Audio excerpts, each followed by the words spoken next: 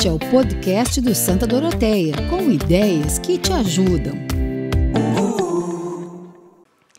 Olá, sejam bem-vindos, sejam bem-vindas. Estamos com uma edição muito especial do nosso podcast, projeto do Colégio Santa Doroteia que se propõe a trazer conteúdos relevantes que possam ser aqui refletidos, analisados, compartilhados.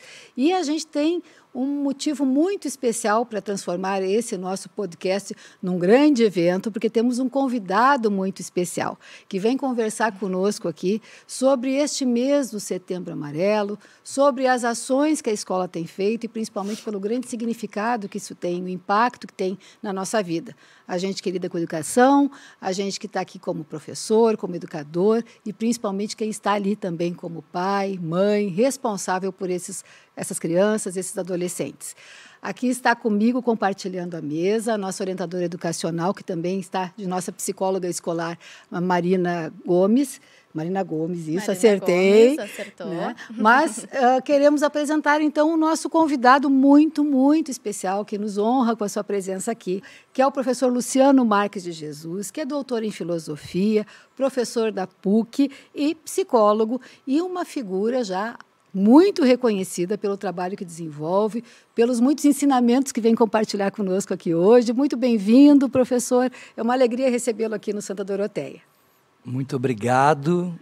Estou muito honrado pelo convite.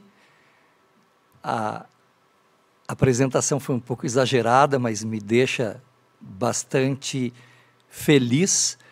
É uma alegria enorme compartilhar reflexões com essa querida comunidade do Colégio Santa Doroteia.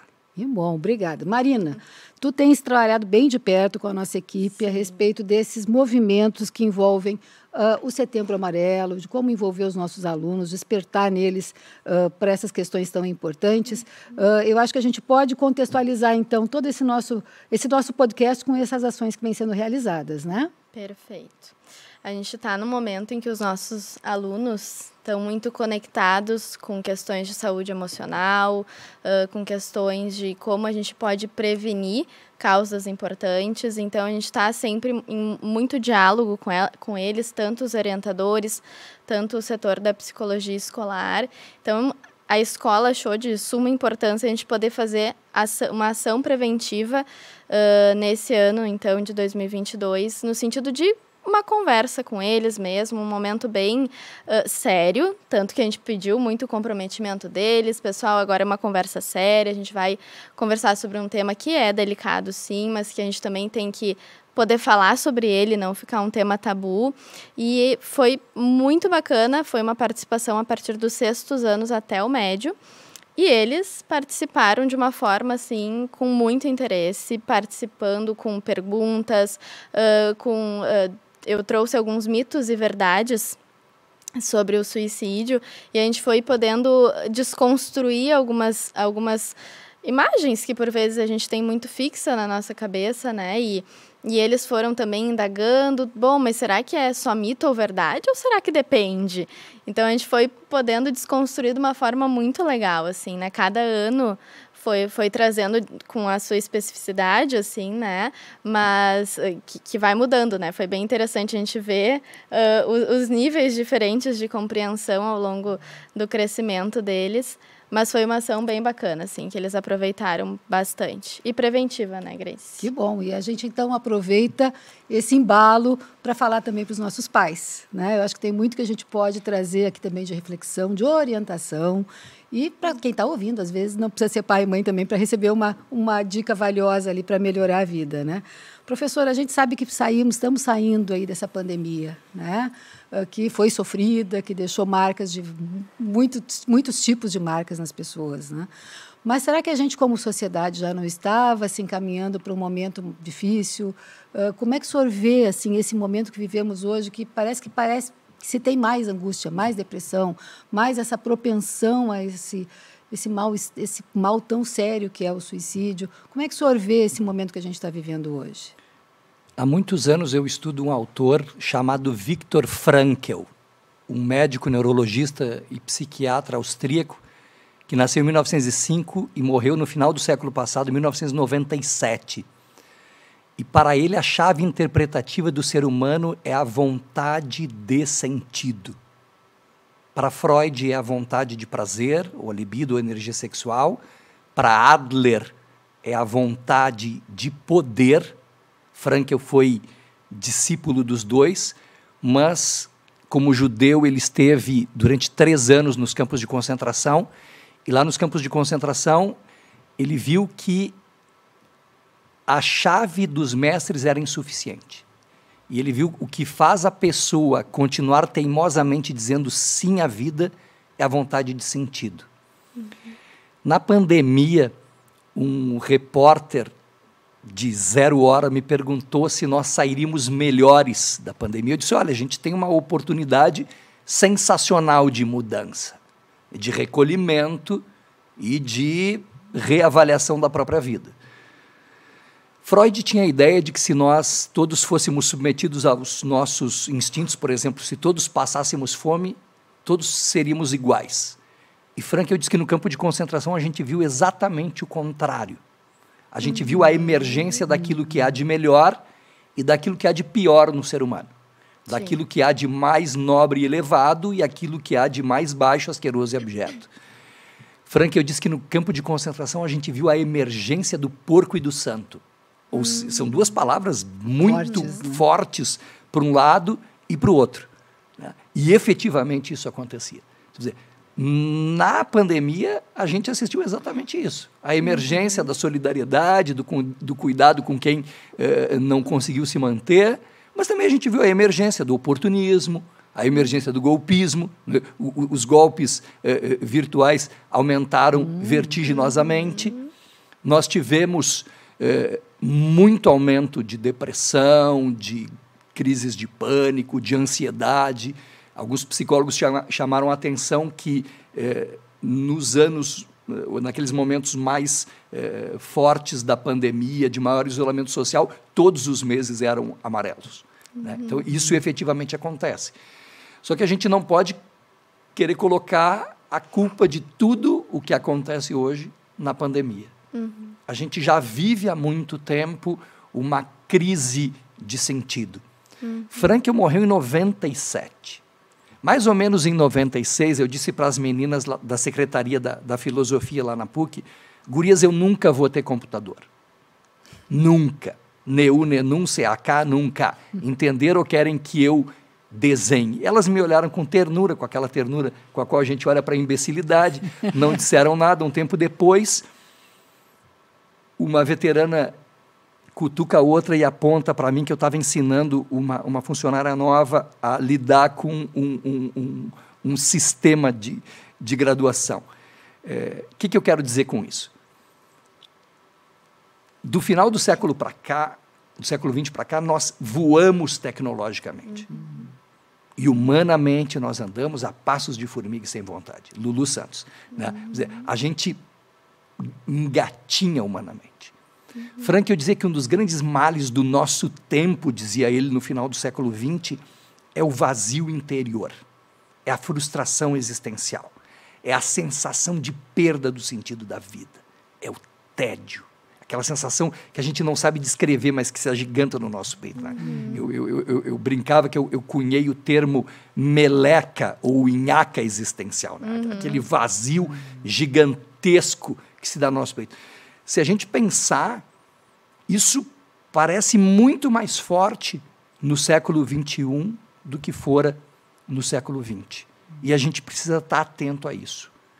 A gente já descobriu muitas coisas no nosso tempo que são importantes, como atividade física, como alimentação saudável, mas parece que é tranquilo cuidar daquilo que a gente vê. E aquilo que a gente não vê, a gente pode negligenciar, mas essa negligência vai custar caro. E, na verdade, o cuidado com a saúde mental, ele é infraestrutural, ele é muito mais poderoso para a gente gerenciar outros aspectos da nossa vida. E é muito importante a gente estar atento a isso. Sim. Até a respeito disso, né, desse cuidado com o corpo, com a alimentação, que são questões fundamentais, sem dúvida, né, mas que são mais visíveis e parece que as pessoas veem o resultado, né, de uma forma mais prática, ou não, se não fizerem, né, percebem ali o avanço ou não. Em relação a essa definição de um sentido, essa definição de um cuidado verdadeiramente com seus valores, isso dá mais trabalho e é por isso que o pessoal não investe tanto. Muito mais trabalho. Uma vez, há muitos anos, eu fui falar sobre o sentido da vida e um menino, no final da palestra, chegou para mim e perguntou qual é o sentido da vida. Eu disse, vamos começar tudo de novo, que eu acho que eu não fui... eu não elucidei muito, mas vamos lá. Eu fui numa empresa encharqueadas, Gerdau, para falar para engenheiros, para o pessoal operacional, 1h30 da tarde, aquela palestra assim para botar a gurizada para dormir. Pós-almoço. Cheguei no auditório, tudo escuro, na tela, O Sentido da Vida, Luciano Marques de Jesus, de uma foto minha em marca d'água.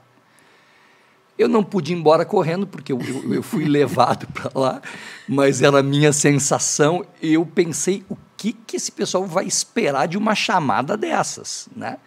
É um tiozinho de meia idade, de gravata borboleta, é aquele que vem ensinar como encontrar o sentido da vida, empreender e enriquecer em 2 lições e meia, né? Essas autoajudas. O guru, essa é a segunda imagem, né? Se não tivesse o tiozinho lá de gravata borboleta, imaginava o sujeito de laranja, com uma barba exuberante, uns óculos redondos. Então, primeira coisa que eu quero dizer, a questão do sentido da vida, ela é uma tarefa personalíssima e intransferível. Eu disse que hoje a gente está com muita pressa, né? Os livros de autoajuda no final do século passado eram 12 lições. Depois quero para 7, para 6, agora é 2 lições e meia e olhe lá. Né? Então, as pessoas estão com pressa de resolver as coisas. E com pressa a gente não resolve nada. Né? Me parece que a ansiedade ela está muito ligada a isso, né? A instantaneidade. Hoje a gente tem as informações na palma da mão, literalmente. Quando um aluno me perguntava uma coisa, lá no início do século eu não sabia, eu anotava e dizia, eu vou pesquisar e semana que vem a gente conversa. Hoje a gente diz, alguém olha aí, por favor, no Google. É tudo instantâneo. E essa instantaneidade gera isso, gera ansiedade. Né? A gente não consegue mais tolerar o não saber, assim, né? E eu acho que isso se repercute nas crianças, adolescentes, adultos, que procuram, né? Fica incessante essa busca e, por vezes, é uma busca que, bom, não vai ter uma resposta ali imediata, assim, né? E é difícil a gente poder tolerar isso. E eu acho que, para complementar a tua fala, Luciano, durante a pandemia também teve aquela enxurrada de informações e invasivas, por vezes, né? Nas escolas também a gente se questionava muito com relação a isso. Bom, até que ponto a gente entra dentro da casa da pessoa para falar, bom, dicas, porque choveram dicas, assim, né? De como acordar, como ter um bom dia, como fazer isso, como fazer aquilo, a rotina. Mas, bom, a gente tinha que ter um limite, mas parece que é isso, né? Era algo tão... de um caos interno tão grande que a gente precisou colocar ali uma enxurrada para preencher esse vazio, assim, essa nhaca, né? Que fica ali, assim, né? A questão da velocidade a gente percebe também, né? Existem pessoas que hoje ouvem as suas músicas favoritas numa velocidade rápida. Porque não tem o tempo de ouvir a música que seria algo para ser o deleite, para ser o prazer, né? E só vai para ser rapidinho, para passar para outra, para passar para outra, para passar para outra, né? Então, isso vai moldando, eu acho, também essa ansiedade. A questão da velocidade, ela é muito forte.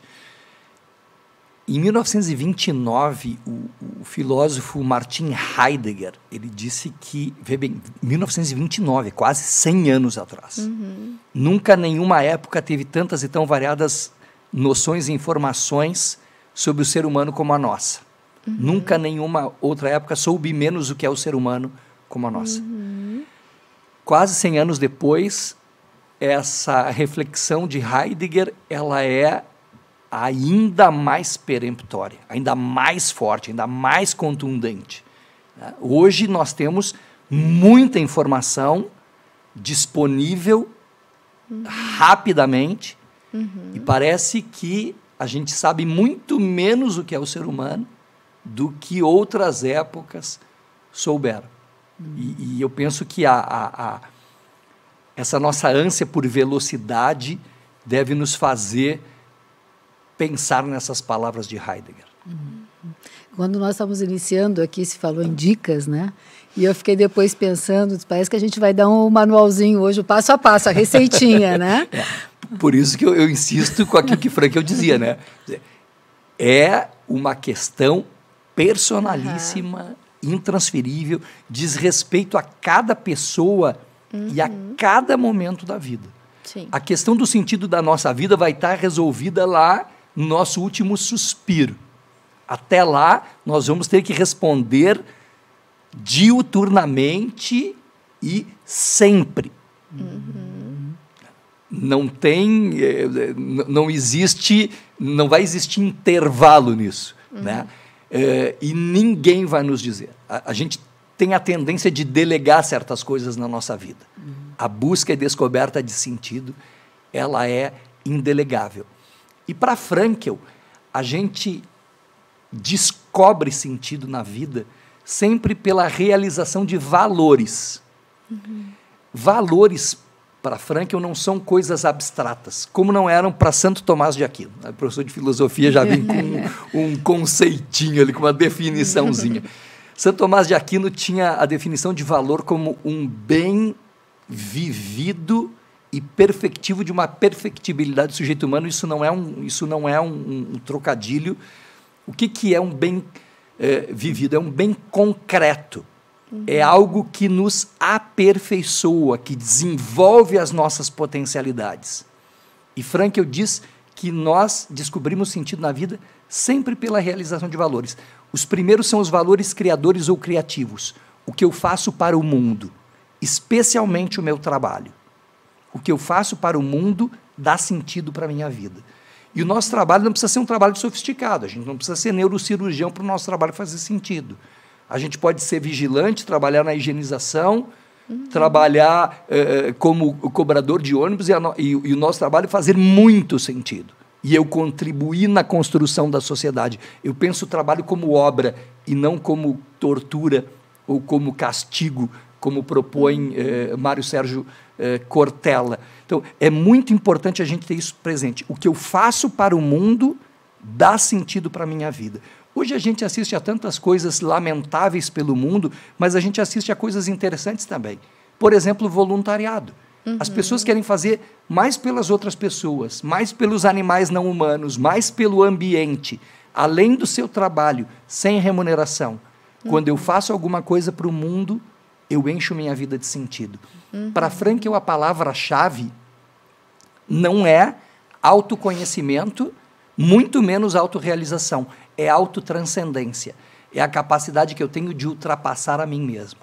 E me autotranscendendo, eu dirijo a minha vontade de sentido para fora de mim, realizo um valor criador ou criativo, e esse valor dá sentido para a minha vida. As outras duas formas de encontrar sentido na vida são os valores vivenciais ou experienciais, aquilo que eu experimento do mundo, a experiência da amizade, do amor, da arte, a experiência da música, aquilo que a gente desfruta dá sentido para a nossa vida. Agora, ouvir a música que a gente gosta em velocidade 2 é desfrutar coisa nenhuma, para ficar numa linguagem ainda aceitável, de jeito nenhum. Um dia eu fui falar numa montadora e um engenheiro tinha ido um dia antes no show dos Rolling Stones. Quando eu falei isso, só faltou ele subir na poltrona e eu disse exatamente isso, né? Eu experimento a minha música predileta e parece que eu sinto um transbordamento de sentido. E a última forma, a gente vai deixar para falar um pouquinho depois, é como eu me coloco diante do sofrimento inevitável. Ele chama os valores atitudinais.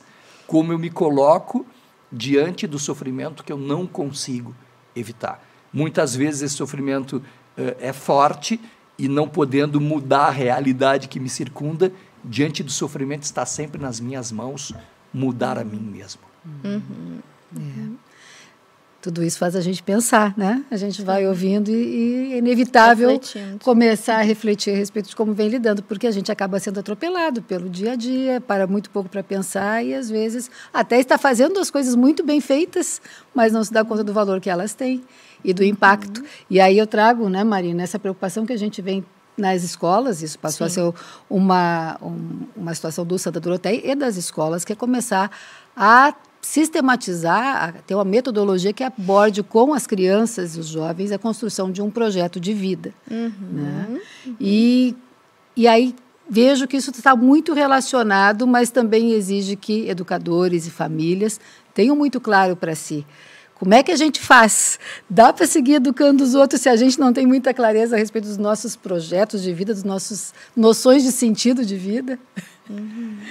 Há muitos anos eu fui chamado na Igreja da Glória para falar num almoço de domingo para pais e crianças de um movimento chamado Onda.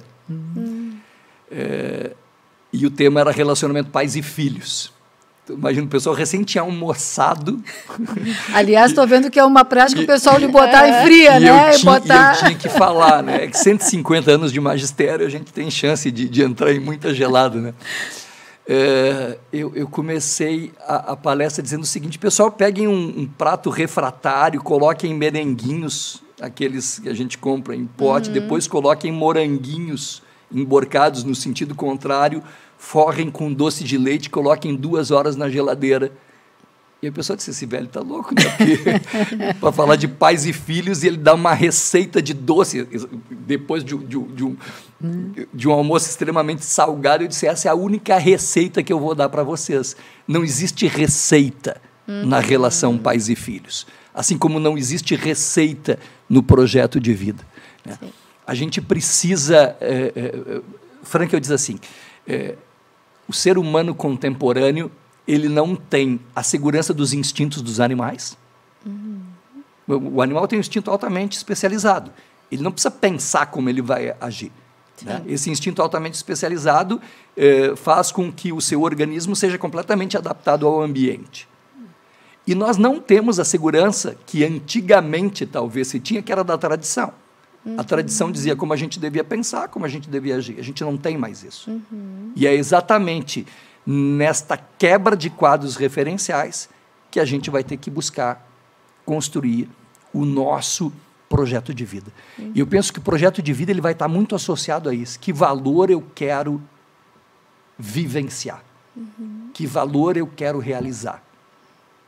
O que eu quero deixar de legado para o mundo? O que eu aceito daquilo que os outros e o mundo me proporcionam? E como eu me coloco diante do sofrimento inevitável? Em 2019, no Fronteiras do Pensamento, cujo tema era Sentidos da Vida, eu tive a enorme honra de receber no Centro de Eventos da PUC o psicanalista Contardo Caligares. E o Contardo Caligares veio falar disso. Eu preparei várias coisas para perguntar para ele. A palestra dele destruiu a metade das minhas anotações, né?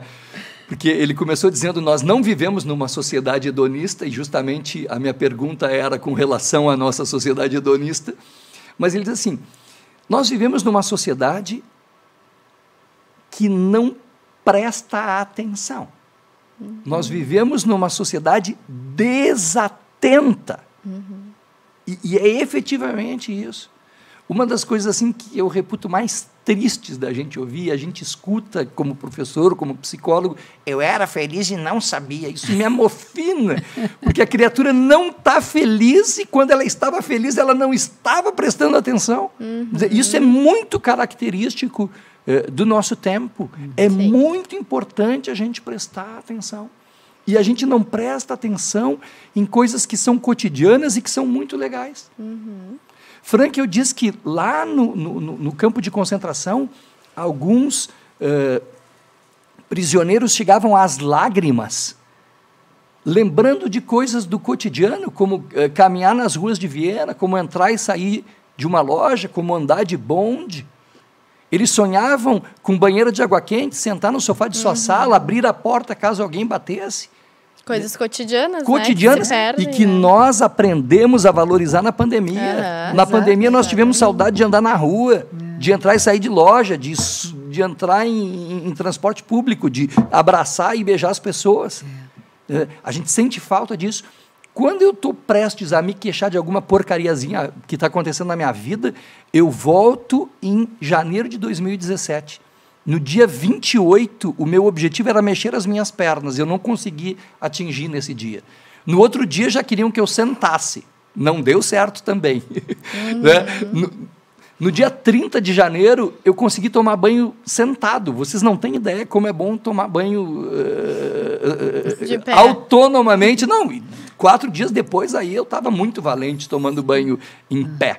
Então, tem coisas que a gente só valoriza quando a gente não tem. A gente nunca se dá conta como é importante ter água e luz. Até o dia que a gente chega cansado, né, tem que subir vários andares de escada. E chega em casa e não tem água. Né? Eu estava louco por um banho, não tem água e não tem luz. Aí a gente diz, como isso é importante. E muitas vezes, na nossa vivência, a gente não se dá conta. Quando nós estamos preocupados demais com o futuro, nós temos uma tendência à ansiedade. Quando nós estamos preocupados demais com o passado, a gente tem uma tendência depressiva. Eu sou filho de um velho que era completamente antissaudosista. Queria irritar o meu pai, dizer que antigamente que era bom. Meu pai tinha um mercadinho no Jardim Botânico e eu ficava ali na volta, abicorando a conversa dele com os fregueses, que era como a gente chamava os clientes. E um dia ele estava falando com um velho que era mais velho que ele, então eu reputava que aquele velho tivesse uns 100 anos. E, de repente, o velho disse para o meu pai, Armando, nosso tempo é que era bom, né? E o meu pai deveria responder sim, e eles falariam de economia, de política e de futebol, seriam donos do mundo em 4 minutos. E o meu pai estraga tudo, dizendo, velho, me diz uma coisa que era boa no nosso tempo. E aí o velho leva um susto, porque não estava preparado para uma interveniência, uma intercorrência dessa.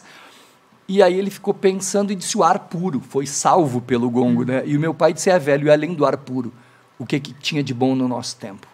Então, às vezes a gente tem uma tendência de idealizar o passado, uma tendência de idealizar o futuro, e a gente deixa de viver o aqui e agora, a gente deixa de viver o momento presente, a gente deixa de desfrutar aquilo que é importante e que está ali à nossa disposição cotidianamente. Né?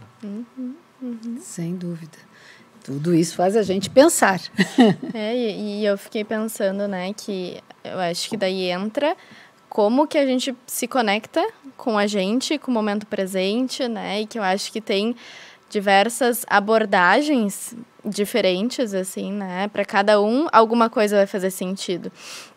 Mas eu acho que com tantas dicas, tantas inundações de informação, às vezes é difícil, inclusive, parar para se dar conta e pensar o que faz sentido para mim, como é que eu vou me conectar comigo mesmo, né? Uma coisa que tu trouxeste, por exemplo, o excesso de informações na pandemia. O excesso de informações que a gente tem disponíveis. Hoje a gente vive um paradoxo no nosso país. Né? De um lado, pessoas com alimentação excessiva e que precisam controlar a alimentação. E, de outro lado, pessoas que passam fome. Né? E isso é um paradoxo que a humanidade vem enfrentando há muitos anos. Com relação ao conhecimento, a gente começa a viver isso. A gente tem um excesso de conhecimento, a gente tem um excesso de informações, e daqui a pouco a gente precisa fazer dieta de informações. A gente precisa filtrar informações. E, muitas vezes, a informação mais qualificada, o acesso a ela, ele é mais oneroso. Então, isso é uma outra coisa que é importante a gente ter presente. Quer dizer, a qualidade da informação, a qualidade do conhecimento. Né? Muitos fazem distinção entre conhecimento e sabedoria. Né? Quer dizer, eu posso ter várias informações, mas o que eu faço com essas informações? Como eu processo essas informações? Como eu reflito sobre elas? Como elas são importantes para melhorar a minha vida? Sem dúvida. A gente percebe também, e talvez por isso tenhamos essa polarização tão clara, né, que as pessoas também elegem as informações nas quais querem acreditar, elegem as informações que querem desprezar, independentemente da veracidade, da comprovação das mesmas, né? Então, tudo isso exige, sim, um pouquinho mais de dedicação aqui, de reflexão. Né? A questão das notícias falsas, das fake news, né? Não, mas isso é comprovadamente inverídico. Não, mas eu concordo. Aí a gente precisa voltar ao velho Aristóteles, né? Aristóteles dizia que a verdade é a adequação do intelecto com a coisa. Adequatio intellectu et rei. Adequação do intelecto com a realidade. Né? Quando a gente quer se desconectar da realidade, bom, aí... Professor... Aí eu não tenho compromisso com a verdade. Situando bem o nosso perfil de atuação com as famílias com as quais a gente trabalha, com o nosso público aqui, né? Que eu imagino que está conectado conosco aqui. Eu tenho minha família, eu tenho meus filhos, eu tenho o compromisso de sustentar, de viver, de proporcionar o melhor. Como é que nisso tudo, que de repente fui tocando a minha vida e fui resolvendo as coisas da melhor forma, mas nunca parei para definir o meu sentido, como é que eu faço. O que eu faço se eu cheguei nesse ponto? Ainda dá tempo, mesmo que eu já esteja ali com a minha vida encaminhada, meus filhos criados ou bem determinados. Existe um tempo para eu parar e retomar? Ou isso é coisa para jovem? Sei que a pergunta parece meio ingênua, mas eu acho que isso vai ajudar a cutucar algumas pessoas que, de repente, acham que já está com a coisa resolvida, né? Eu, com 45 anos, fui fazer psicologia. Me formei com 50, né? Depois de mais de 20 anos de magistério. Primeiro dia de aula, eu estava extremamente ansioso, com as mãos suadas e tal. 4 semanas depois, eu já estava quase jogando um aviãozinho de papel, mas eu segurei a minha onda e não cheguei a fazê-lo. Um dia o meu afilhado diz, ô meu, isso é do teu tempo. Aí eu não posso dizer tudo que eu digo para o meu afilhado aqui no podcast, né? Mas eu fui bastante forte na minha resposta e disse para ele, o meu tempo vai deixar de ser o dia que vocês me colocarem na gaveta 3343 da Avenida Oscar Pereira, número 400, ou seja, no cemitério São Miguel e Almas. Né? Então, até o dia da minha morte vai ser meu tempo. E eu acho muito importante a gente ter isso presente. No curso de filosofia, a gente tem muitos alunos de segundo curso, de terceiro curso, que passaram dos 40, dos 50. Tem um senhor que se forma esse ano com 87 anos, eu me dei conta que ele é 30 anos mais velho que eu. Isso é sensacional. O cara está vivo e ele vai viver coisas. E eu acho é muito importante a gente ter isso presente. Nesse tempo aí que eu estudei, eu lembro que a mãe de uma colega minha queria estudar, mas não estava a fim de voltar para a faculdade, porque estava muito velha. Eu pensei que dá, tem tua mãe 40, eu disse, mas pelo amor de Deus, isso é uma menina, muito mais nova do que eu. Né? Então, pensa o seguinte, eu tenho 40 anos, eu vou entrar no curso agora, vou me formar com 45. É assim, mas daqui a 5 anos tu vai ter 45 e não vai ter feito nada. Então, falta às vezes na gente um pouco de sair dessa mesmice, dessa acomodação. Eu tenho pavor da palavra zona de conforto. Né? Eu não gosto de viver ou de proporcionar aos outros que fiquem desconfortáveis. Então eu não. Mas enfim, muitas vezes a gente se acomoda, né? Vamos lá, vamos fazer. É sempre hora, enquanto a gente está vivo, de mudar, de rever as coisas, de repensar. Ali a Luft dizia que muitos de nós pensam assim, pensar? Parar para pensar? Nem pensar. Né? E de repente a gente precisa parar para pensar e dar outra direção para as coisas.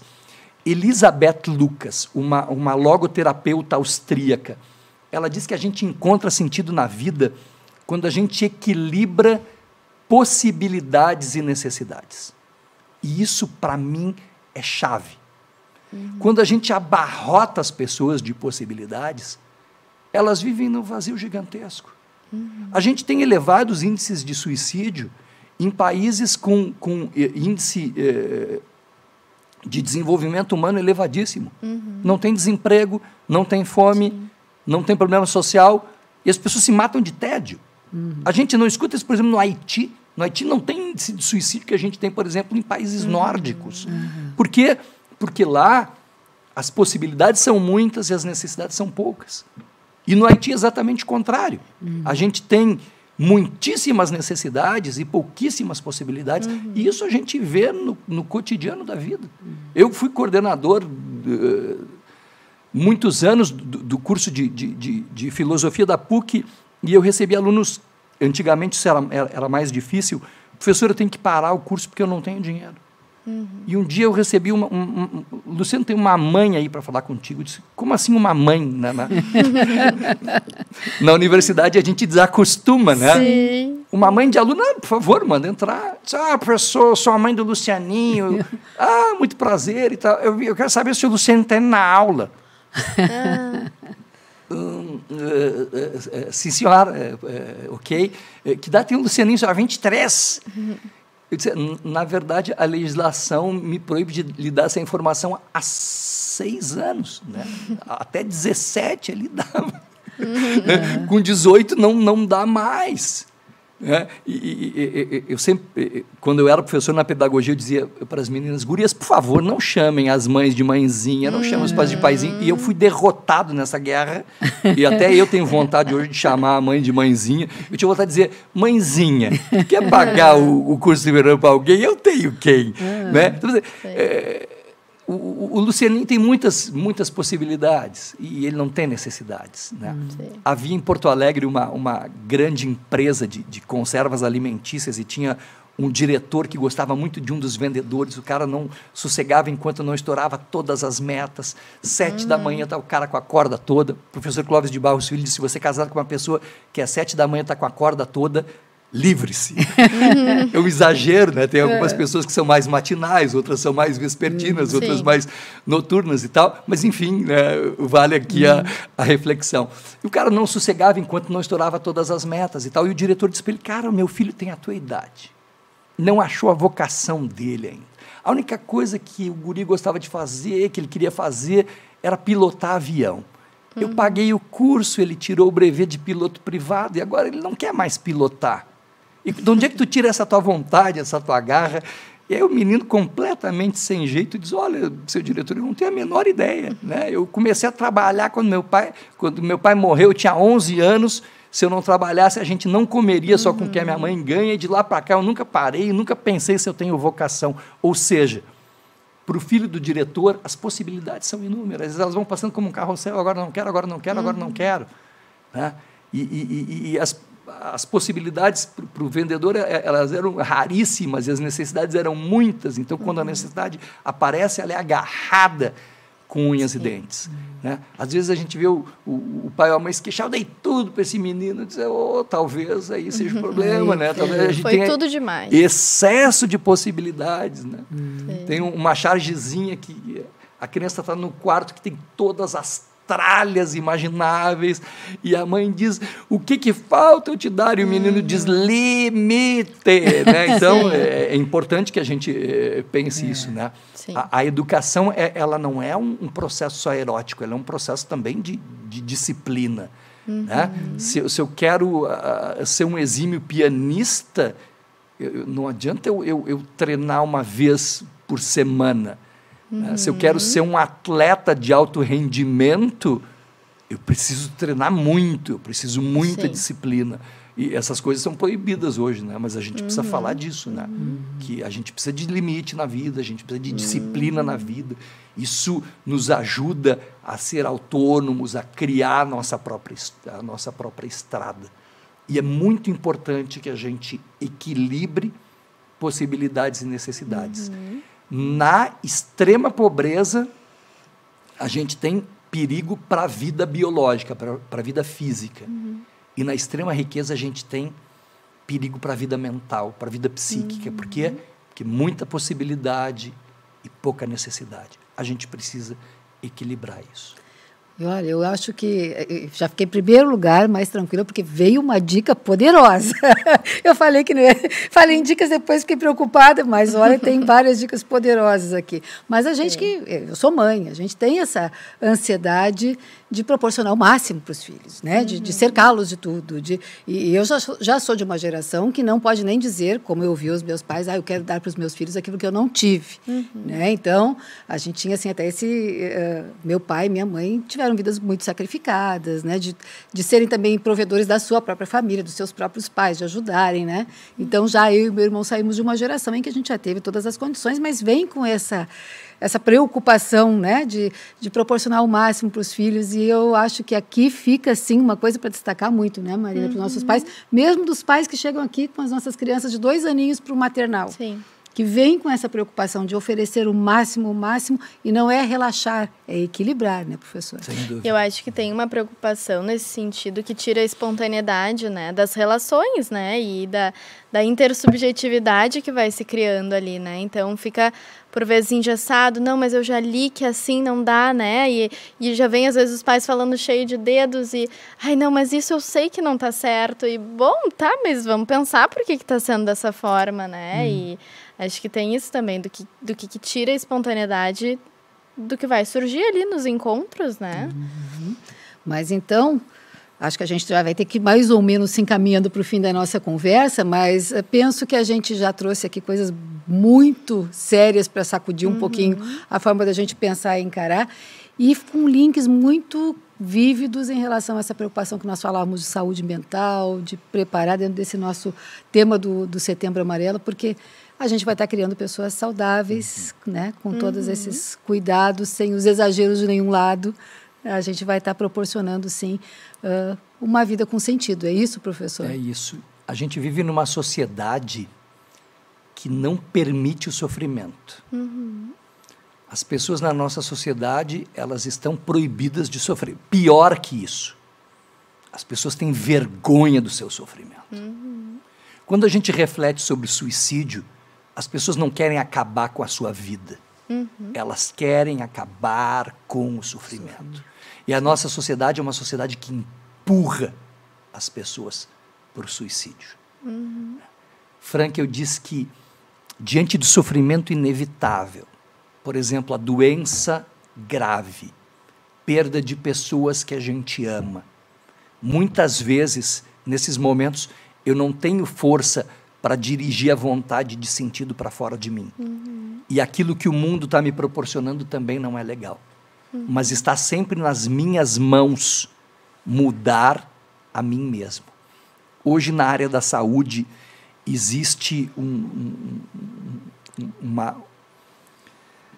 área emergente que é dos cuidados paliativos. A gente não deve estender a vida a qualquer custo, mas a gente precisa dar um fim digno para a vida. Pessoas que trabalham nessa milha final, elas escutam testemunhos. E testemunhos de arrependimentos. E os arrependimentos são sempre da ordem das vivências e da ordem dos relacionamentos. Não existem arrependimentos de não ter comprado uma casa maior, um carro melhor, coisas desse tipo. Sempre os arrependimentos são da ordem daquilo que eu poderia ter vivido, experienciado, me relacionado. Talvez, nesse momento, a gente pudesse pensar na letra da música Epitáfio dos Titãs, né? Quanta coisa eu poderia ter experimentado mais e com quanta outra coisa eu deveria ter me importado menos. Né? Quando eu vou falar nas empresas, eu nunca falo aquela parte, né, que eu devia ter trabalhado menos. Né? Mas, enfim, é importante a gente ter isso presente. Né?